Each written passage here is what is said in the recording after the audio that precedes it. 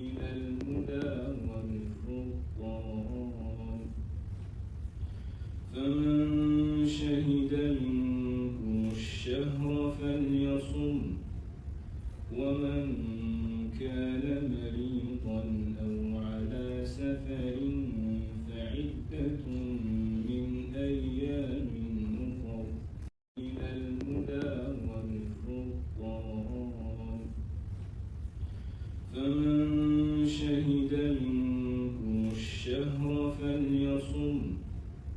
ومن كان مريضا أو على سفر فعدة